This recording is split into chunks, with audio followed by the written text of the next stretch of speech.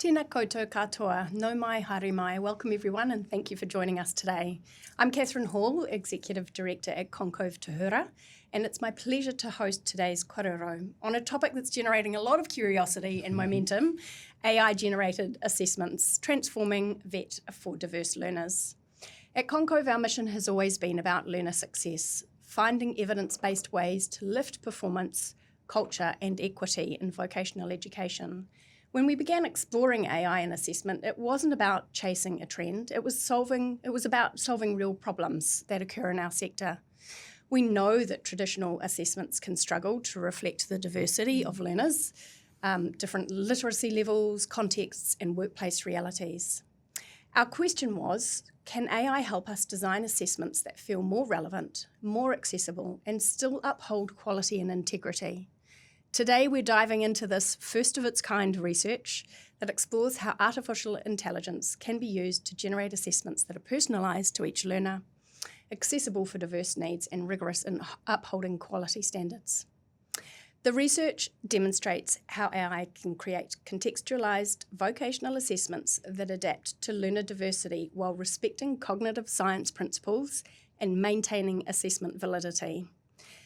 And we're going to explain all of that. This is a big sentence. You'll hear from the team behind this first-of-a-kind research. We're going to have some Q&A at the end. Please put any questions that you have into the Q&A, and as always, the recording will be made available.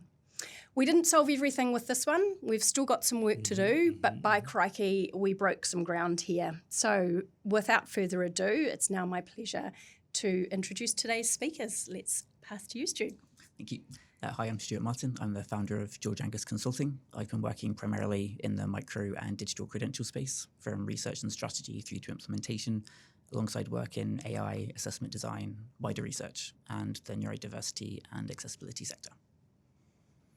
Hey, I'm Carl Hartley. I'm the Director of AI Learning and Strategy at Epic Learning. For the past 4 years, I've been researching and trying to implement AI solutions that really transform how people learn and develop skills.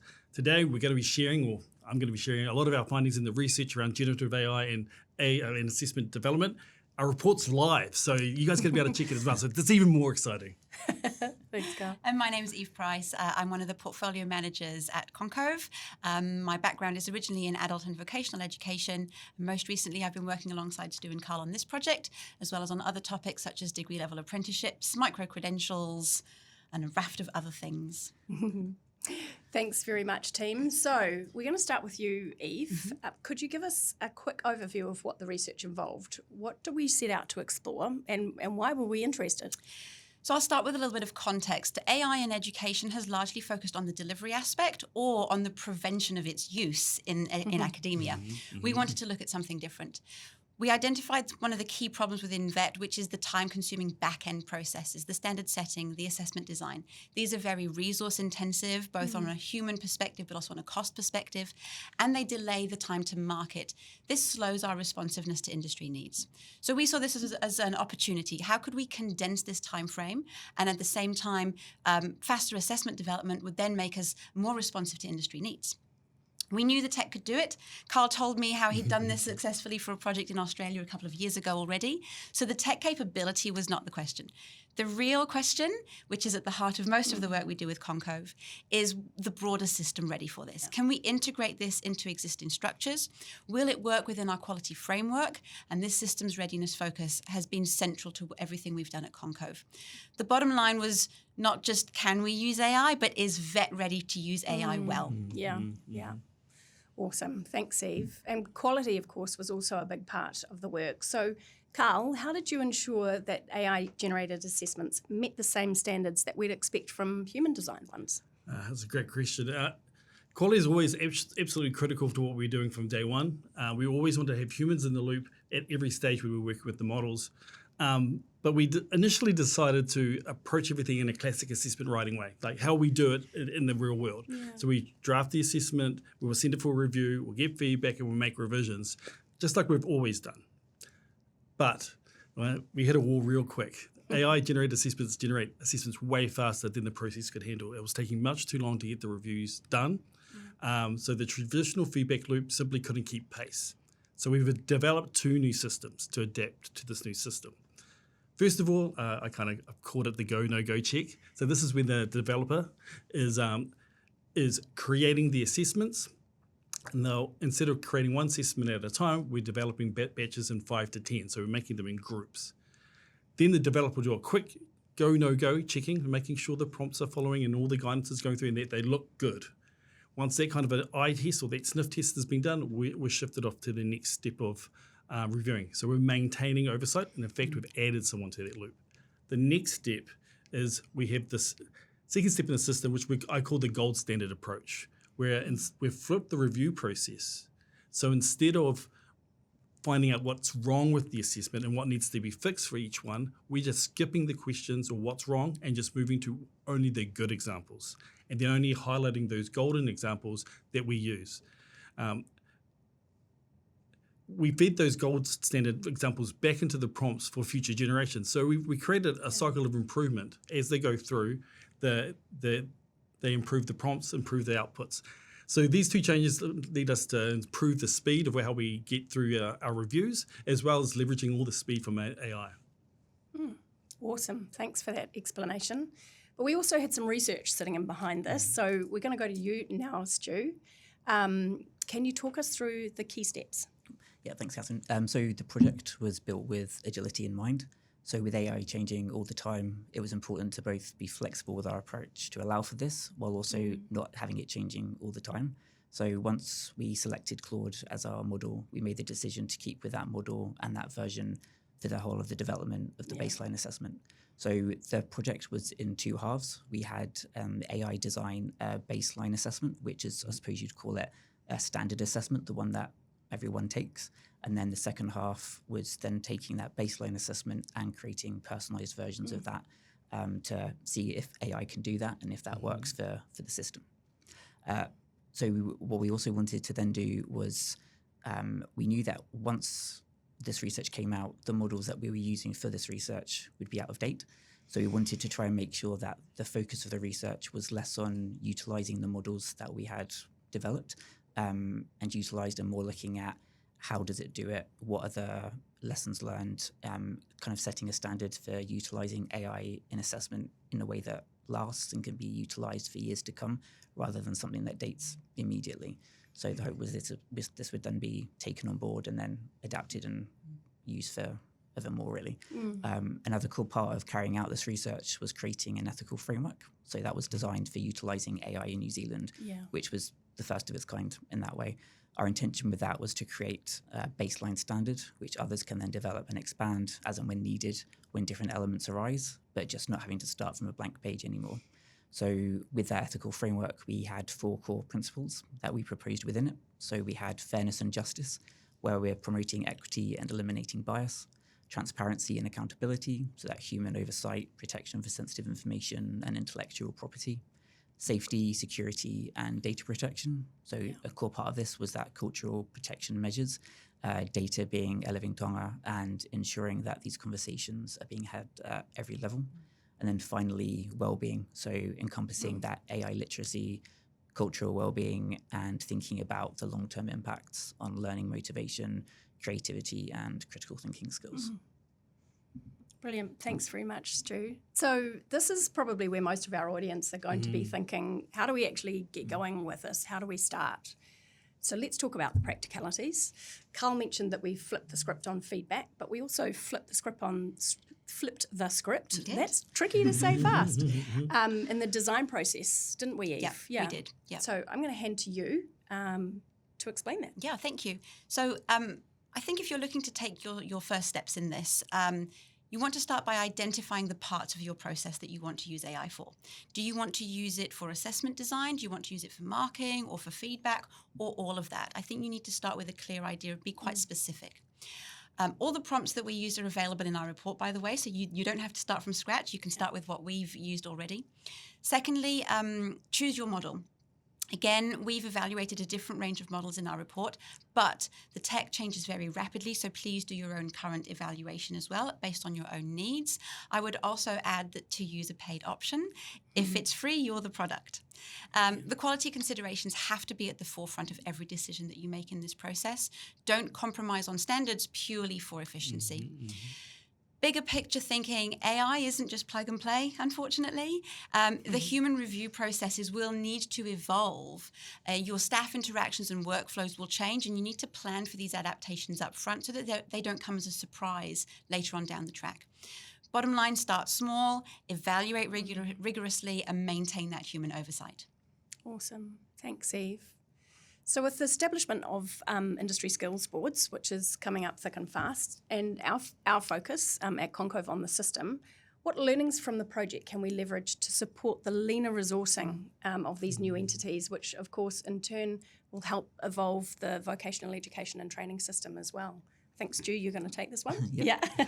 So as Eve just explained, the whole process needs to be reconsidered. Right. The great thing about a lot of the research that's been done by Concove this year, so this AI piece of research, the micro-credential research that we had published earlier this year, and the skills standards guideline research, they all provide a lot of lessons learned and practical, realistic recommendations, which NZQA and the ISBs can just lift and shift and utilize and implement immediately if they really wanted to.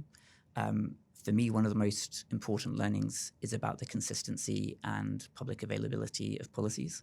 So when we submitted the baseline assessment to 2 of the WDCs who kindly agreed to moderate them to see would they pass a genuine moderation, we failed at moderation in both instances. But what was really eye-opening for us was the way that they were moderated and how they were different between the 2 WDCs. So 2 findings straight off the bat were a lack of consistency in quality assurance, in understanding the micro-credential documentation, with neither WDC publishing their quality assurance approach. So if they had done that, then those differences would have been identified, and I'm hoping would have not happened and would be made more consistent.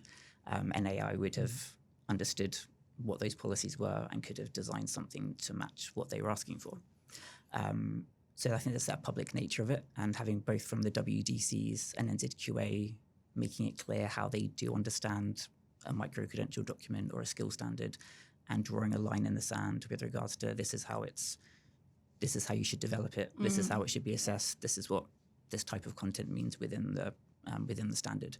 So I'm really hoping that the ISBs create one consistent public quality assurance policy, which will help support developers, training providers, everyone developing what they need, and reduce significant differences between pieces of training, which should be the same, because that baseline assessment could have had 2 very different outcomes if they'd been kind of genuine in terms of how they were assessed.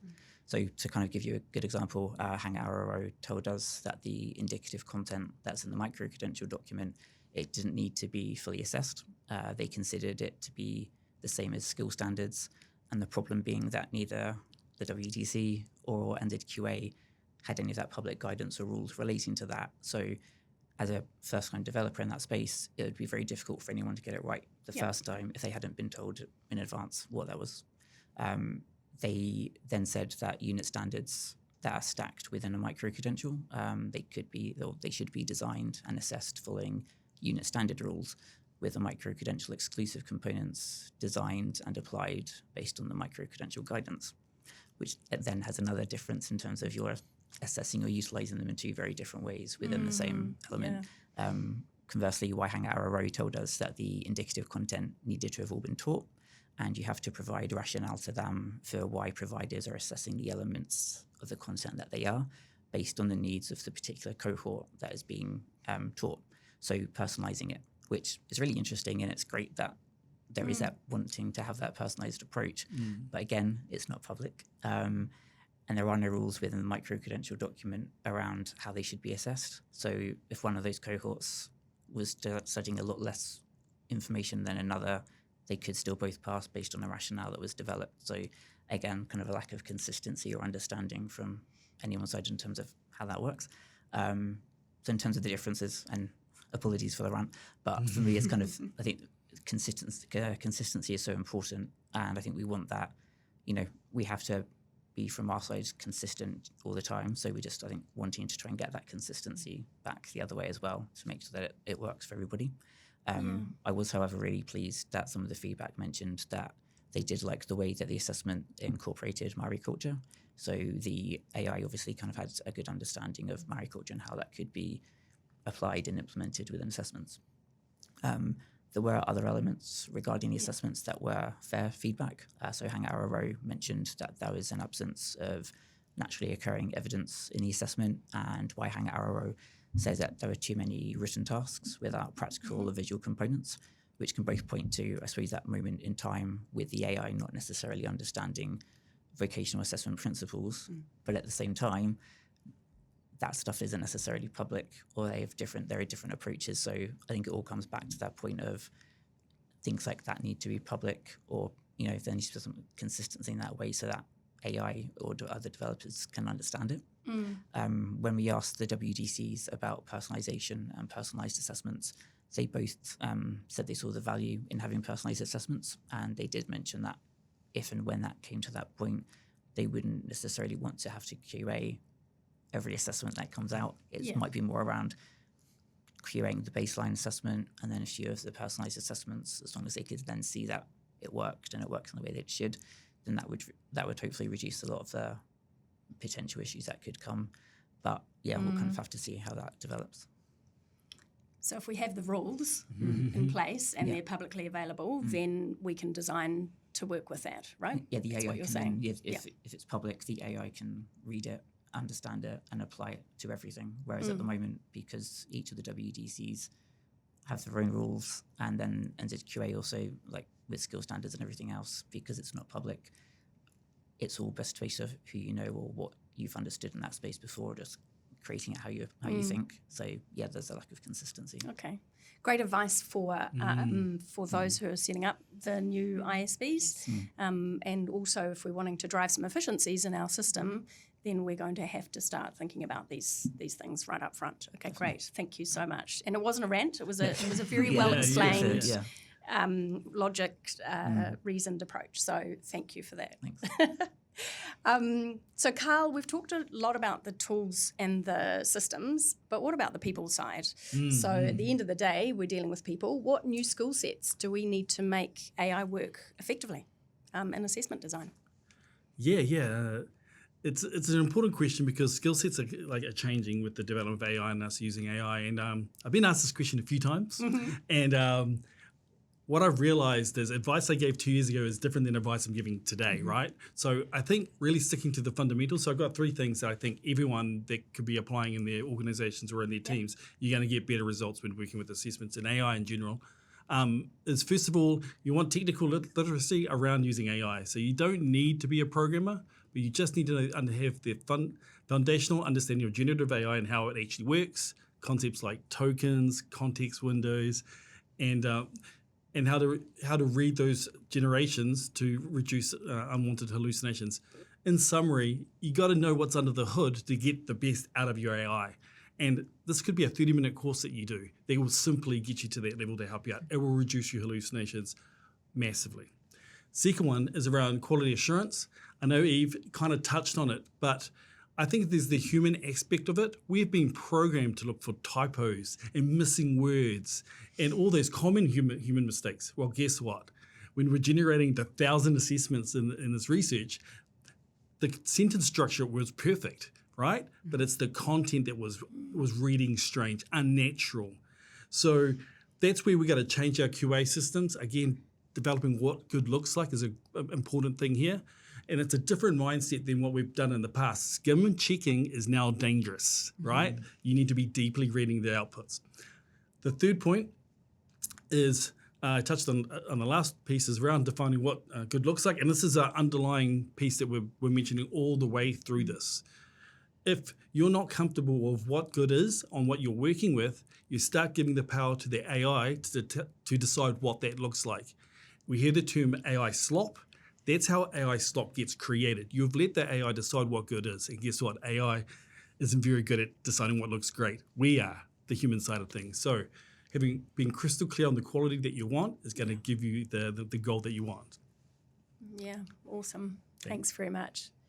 One of the big questions in AI is around integrity and ethics. So how do we maintain academic integrity when AI is generating content? What ethical frameworks do we develop, or did the team develop as part of the research? I think, Carl, that's I'll just jump in. From a technical perspective, as we're generating the assessments, all the personalised data and the personas that we used were synthetic, right? So it was really important for us to maintain privacy and data sovereignty in order for us to really explore the research, see what's available, what's the best way to construct these personas to really go out there.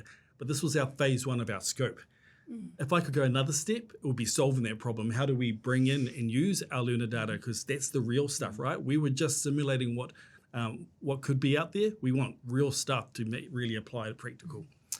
And then the next piece is how we tested the AIs. And again, this is a practical thing. This is what we actually did. We conducted an interview.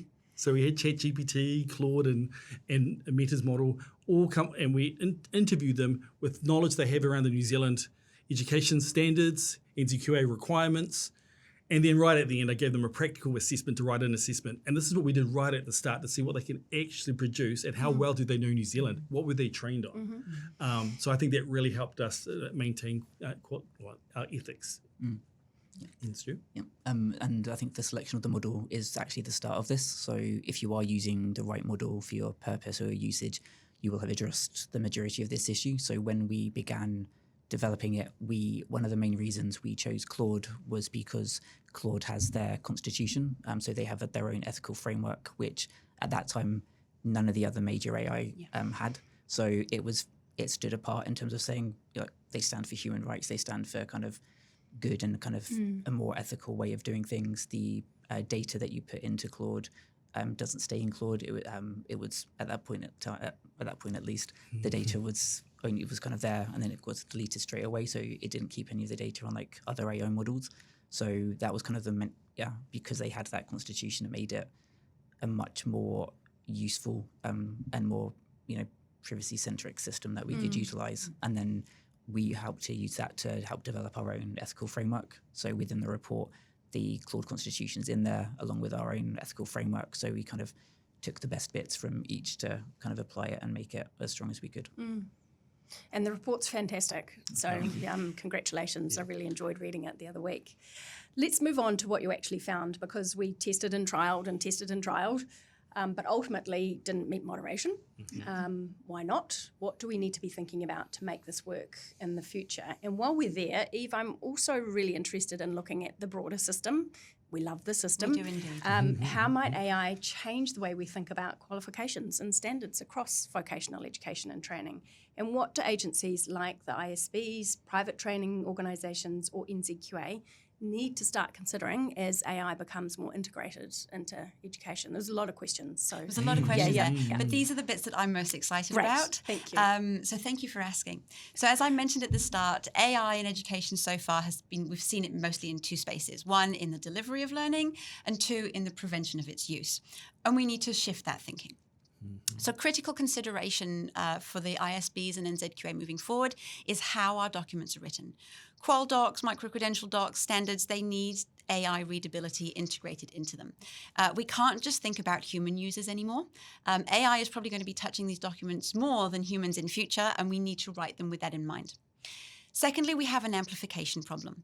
If we already have inconsistent understanding and execution by humans, AI is only going to amplify existing ambiguities in our documentation. As Carl said, if we can't define what good looks like, AI will step in and attempt to do that for us. So we need to front foot that and define good ourselves. Carl has mentioned the human-in-the-loop approach, which is essential, and there's been a recent UNESCO report on AI in education. You can't automate and walk away. You need a human oversight embedded throughout, and that's exactly what this report emphasizes, or part of the report. I do recommend giving it a read. It's a great overview of AI across all aspects of education. I'd also highlight here the recent and very timely, in my opinion, Nobel Prize in Economics, which has shown the link between tech innovation and economic growth. This is not an abstract idea for VET. Our qualifications shape our workforce capability. As AI transforms our industries, VET must keep pace both from a content perspective, but also from a process perspective. So our industries are undergoing digital transformation, but so must our vocational education in the delivery of its content. So some key questions for agencies maybe, how do we future-proof our standards? How do we maintain quality in an AI-augmented environment? And how do we keep human expertise at the center, all while maintaining those gains in efficiencies that we know we can get with AI. Thanks, Eve. So, going to go back to you now, Carl. From your perspective, what stood out most in the results? Were there any surprising or encouraging findings about how AI performed through the research? Yeah, well, read the report. There's lots of great findings, but there's two that really kind of stuck out to me that really changed my mind about what it's like to work with AI. And first of all, I'll tell the story, right? So I was doing a rapid go, no-go check. So I had 5 assessments baking. These were getting personalised. They came out, and I was looking at them, and one of them was special. It had a little icing on it. And what had happened is that AI had hallucinated assessor guidance details, which I didn't prompt. This was a hallucination. This should have been binned because it was wrong. But when I read it, it was such a natural, obvious thing that we should have been doing from the start, because it's not just about the questions. It's about how it's explained to the learner. It's about how to give the assessor what to look for, because dealing with someone with English as a second language is very different, and they need to know about that. And it was so obvious. It's such an aha moment, but it came from an error. And it made me realize that AI with hallucinating is actually a feature in a weird way than something that we don't want, because it gives the creativity, and it interpreted our goal that we're setting to create and realized to make a better assessment, you need these assessor guidelines. We immediately popped them into our prompt engine, and it became baked into the whole system. It is so exciting to think. Cool. It's so exciting to think that our greatest breakthrough, the best feedback that we got in the entire research, was something we didn't even plan for. Very cool. And the other piece is, and this again blew my mind, is we expected there would be some kind of cultural bias in the work that we did, and it wasn't the way we expected. What it was actually the US's culture on how they write their assessment questions became my biggest pain. Yeah. Me throwing away assessments was when you'll see multiple choices with grading rates, just like they have in the SAT style assessments. So we were throwing assessments away because of that, and it was very hard to prompt that. So it was baked into the way it saw assessments. So that was one of the biggest challenges. But again, not what I expected, and that's really exciting for me. Yeah, and great that you found it. I know, right? It's actually the biggest one. We've done it before everyone else, yeah. Okay, so you did mention personalisation, and I guess in this case, double personalisation. Can you unpack what that looked like in practice? Eve, how did AI adapt to the different learner profiles or workplace contexts? So there was actually 3 layers of personalisation. The first one was at an industry level, and this is what Carl had been doing with Australia a couple of years ago. I'll give you the example of 497, the most assessed unit standard in the land. Yes, it's sad, I'd remember the number. 497, for the uninitiated, is the baseline health and safety unit standard that we use across most industries. What that means in reality is that we have to write an assessment for 497 for hairdressers and for horticulture and for plumbers and every other industry under the sun, every other program that uses this qualification. That's very resource intensive, time consuming, costly. AI can do it like that successfully. So overlaying that industry context to the health and safety content was that first layer. The second layer was the personas. Again, all synthetic data. The personas all available in the report. But we created some personas around different types of learners so that we could then test what the AI was able to do in terms of that personalization to individual learner types. So we had a non-native English speaker, and we did it for someone with neurodiversity as well, just to really test the breadth of the possibility here. The third layer, which was not part of this project, but we'd love to be able to do this as a next phase, is that personal, individual tailoring. This would be perhaps done with your QMS integration at a provider level, and it's where everything is tailored to every single individual. So Catherine got question 3 wrong last week, so this week we can give Catherine another go at question 3 to check her and to validate her learning a second time round. And that for me is the holy grail of education, that fully personalised learning and assessment while maintaining the achievement at the same standards. Awesome. So exciting. And Obviously, accessibility is another important focus, but what difference did AI make for diverse learners, particularly in how assessments were presented or scaffolded? Stu, I think you're going to pick that one up. Yeah. So it also started from the research that Food and Fibre Cove and Concove did, which got published at the beginning of the year around neurodiversity and appreciating and supporting neurodiversity. So we took some of the lessons learned from that and tried to scaffold that within the kind of the AI and the work we're looking to do inside this model. So we had the AI use universal design learning principles. The use of personas was very successful. So Carl created a really good structure for it, which can just be kind of filled in really easily for anyone. So there's an example of that within our report. We had those reviewed by experts. So we had an expert review the persona and the assessment designed for that persona. And it was awesome at kind of how impressed they were by it. And they said that, like, obviously there were things that they could add and change if they wanted to, but they said it was already better than anything that they had at the moment. So they would just pick it up and use it now if they wanted. So we have had priority learner groups for a while now in New Zealand, and everyone still sits the same assessment. And I love what kind of Carl found was, whilst the assessment the personalised assessment came out, the majority of it was pretty much exactly the same as the standard assessment, the baseline assessment, but it was that assessor guidance that wrapped around it that gave them a lot more opportunity for that specific learner to really be able to showcase their skills in the way that works best for that learner. So within the persona, it kind of says how they like to talk, how they like to kind of understand concepts or be able to discuss them, and that assessor guidance really wrapped around that and kind of gave some very specific elements to make sure that that learner felt safe, that they felt confident. And so I found that really exciting that the majority of that assessment didn't change. It was just the guidance that supported that learner to be able to showcase what they do know. They just haven't had as strong an opportunity to be able to showcase it. So I found that really, really powerful. And the same would be true in cultural context as with cultural context as well. 100%. Yeah. That's great. Yeah. Oh, it's just, Yeah, I love it. it's so exciting. Yeah. We're now going to move into the Q&A session. So if you do have a question, please pop it in the chat and we're going to direct it back to our speakers. We do have questions coming through thick and fast. Except that Catherine's just pushed the button and lost the questions. Thanks, Candice. Did you want to say something, Carl? Oh, I was just going to say, I'm just remembering the chat with the expert that we're having. It was their suggestion just to do the double personalisation is if we're helping, doing the assessor guides for the assessor, why don't we overlay the assessor's requirements as well? Yeah, Maybe sure. they may also be dyslexic or different elements, so we can adjust it both ways. And it was like, it's so obvious. I don't know why we're not doing it already. Yeah. Yeah, amazing. Yeah. Okay, so we've got a question here. It's a statement actually, but I'm going to read it out because it's great. Totally. There needs to be standard processes when it comes to standards, right? Thank you. So thanks, Pieter, for that question. We've got a question here. We currently have a policy not to put any of our learning/assessment content into anything but Copilot in order to protect our IP. However, Copilot is not that great at assessment design. Is IP something that was considered in your selection of a model, or can you make any recommendations on good, but IP secure models?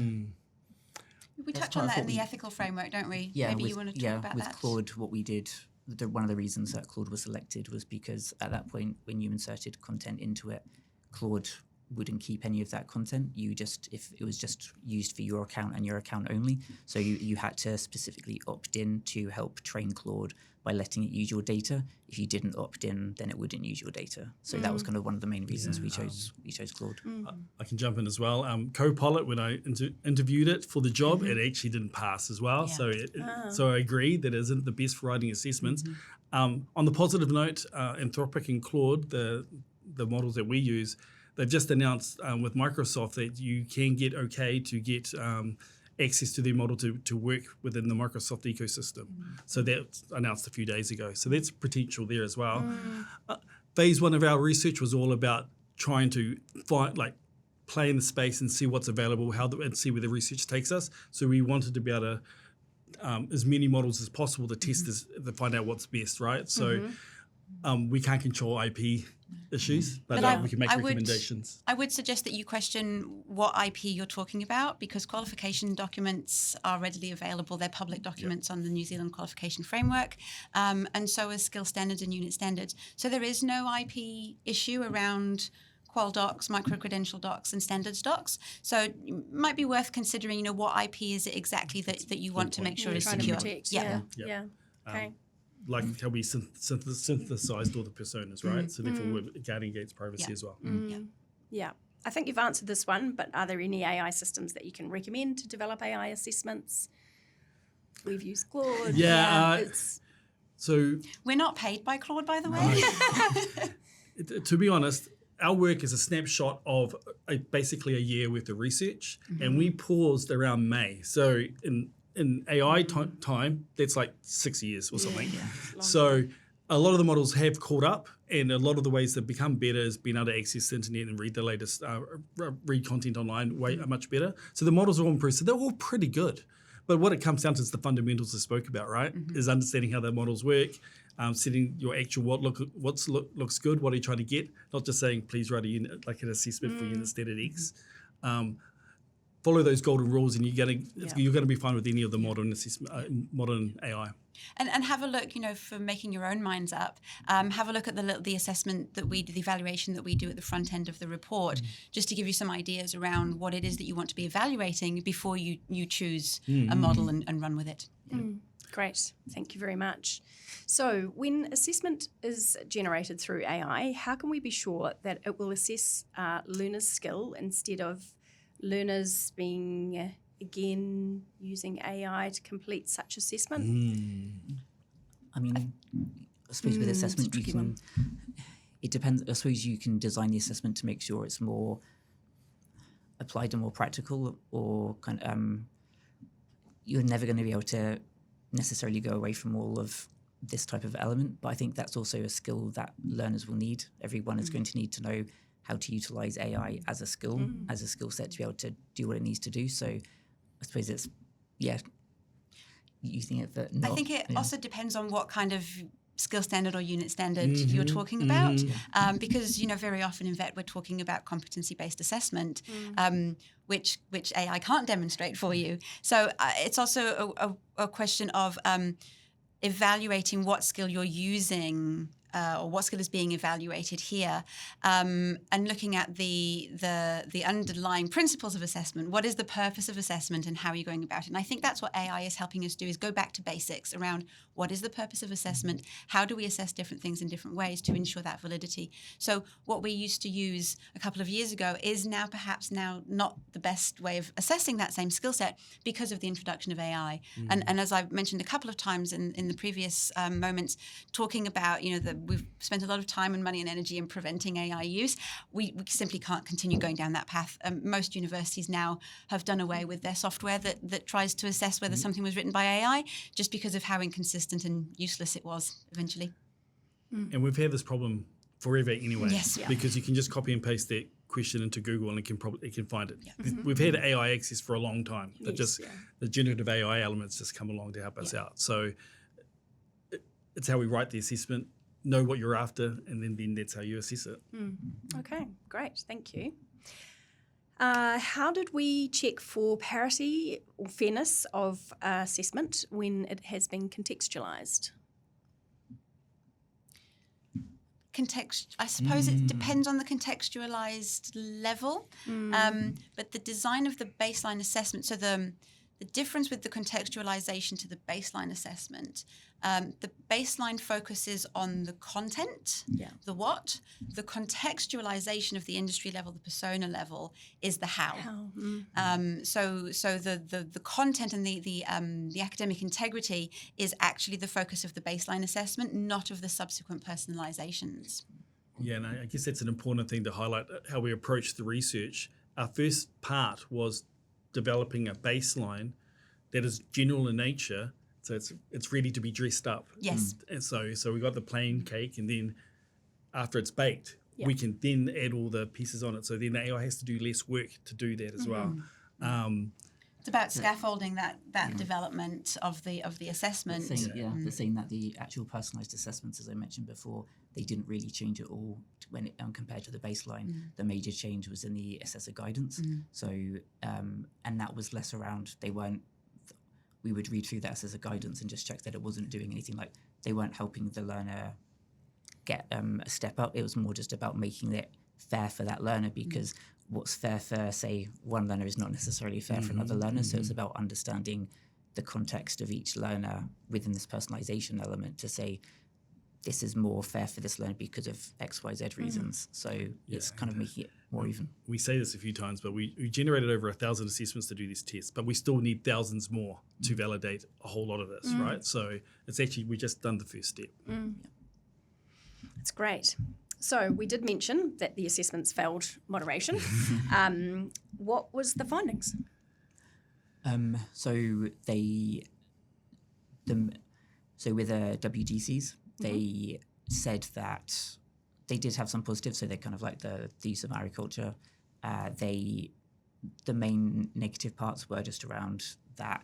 I think in some instances we're assessing all of the indicative content within the micro-credential, which is a lot. And that wasn't needed, but we didn't know that earlier. There were too many written questions compared to what they were looking for. They kind of expected more practical elements within that. So there were some good findings from that in terms of... And I also remember our model answers were pitched higher, and that's a blank spot. And actually, I discovered it was actually a prompting issue, because I was getting it to look from the learner's perspective. It was writing to the assessor, right? And it just assumed the assessor is a PhD.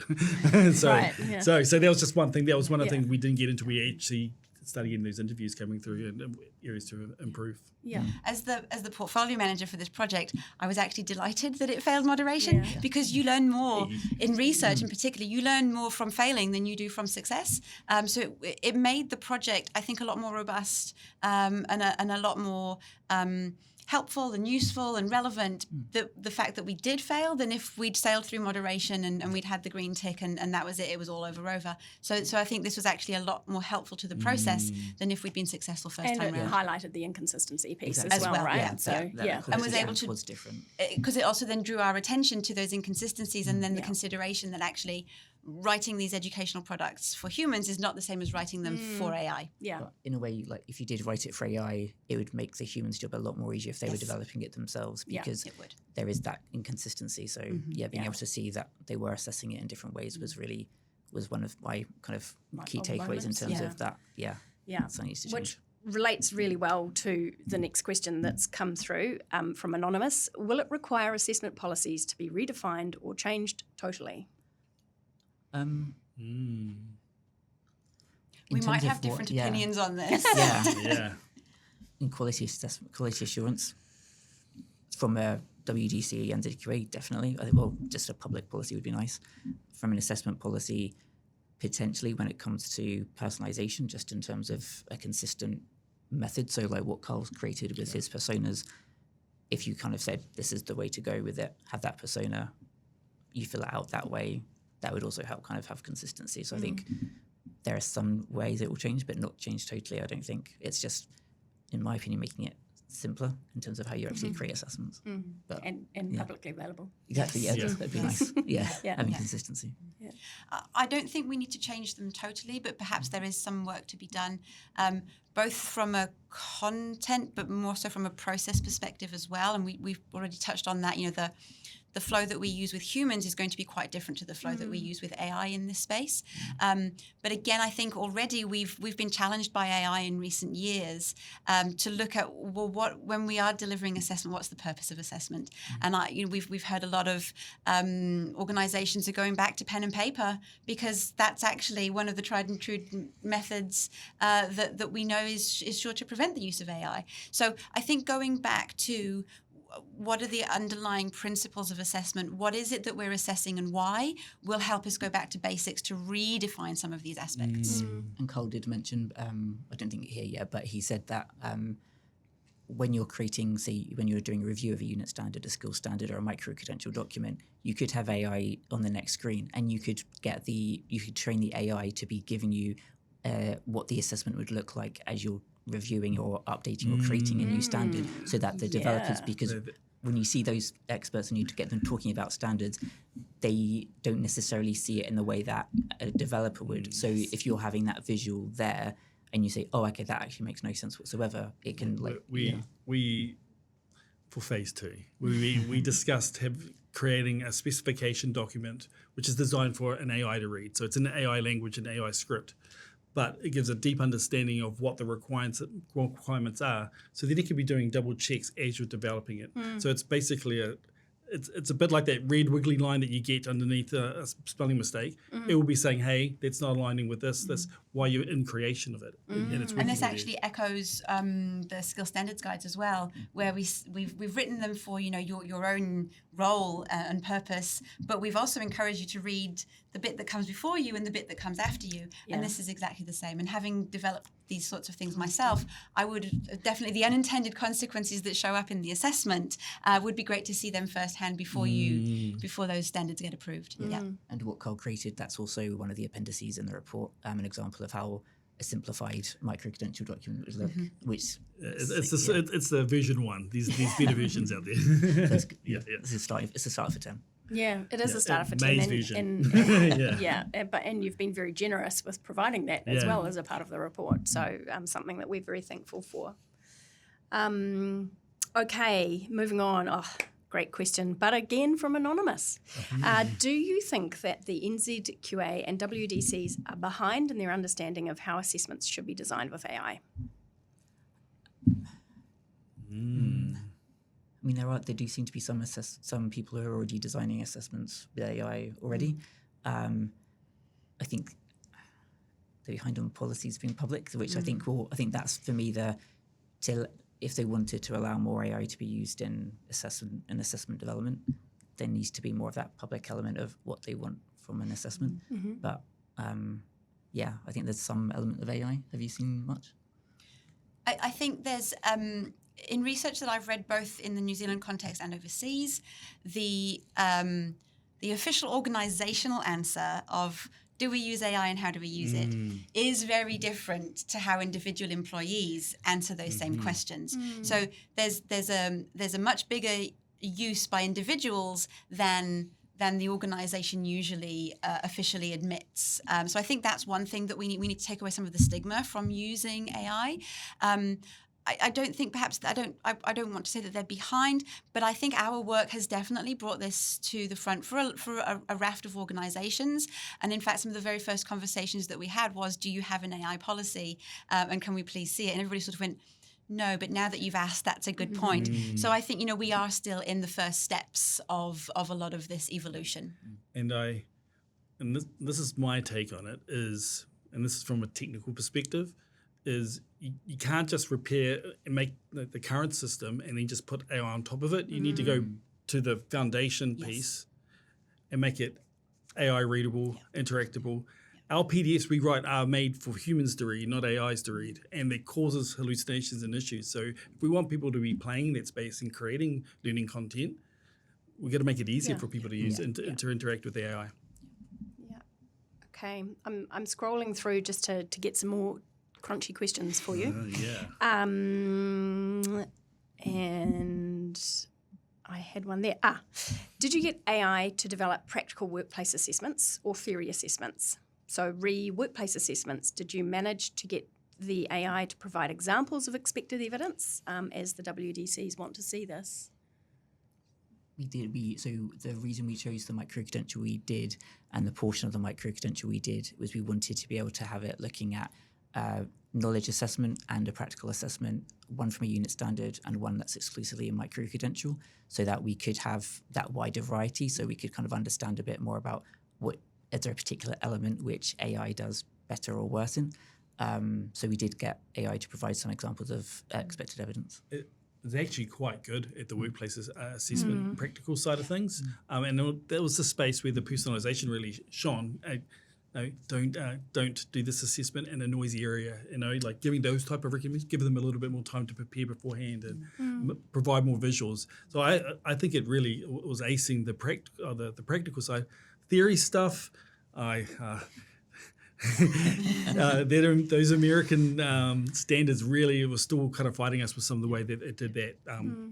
But yeah, it's really exciting. I would like to say a big thank you to Aotearoa for working with us to help select the micro-credential that we chose to use. They really got what we were doing really rapidly, and so that they were really helpful in sort of giving us the right tool for this exercise, because we wanted to test as many assumptions and situations as possible, and this micro-credential was a great little sandpit for us to kind of break as many things as we could. They handled it great when we were trying to explain it. And it's going to be a baseline. It's going to be general in nature. It's not going to be a specific. And they're like, let's give it a go. They took it all on board. The willingness was definitely there. Thanks, guys. That's great. We've had a question from Chester, who's curious about the cultural integration. How was team? You've just moved the question on me. So we're curious about the cultural integration. How did you test for authenticity and validity? I guess it's a tricky subject for us as humans to understand often. So how do we work with AI to do that? The persona we created for the person who has English as a second language, it was designed to be Simone. Is it Simone? Pacifica. Pacifica, and they spoke Maori and Samoan first and English as an additional language.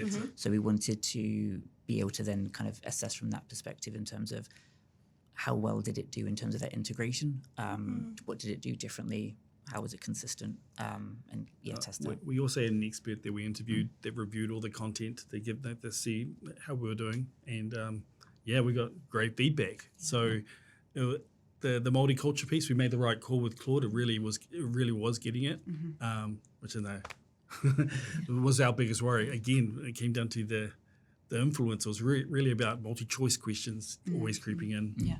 And I think the cultural component was from two perspectives from me as well. It was both the content and the process.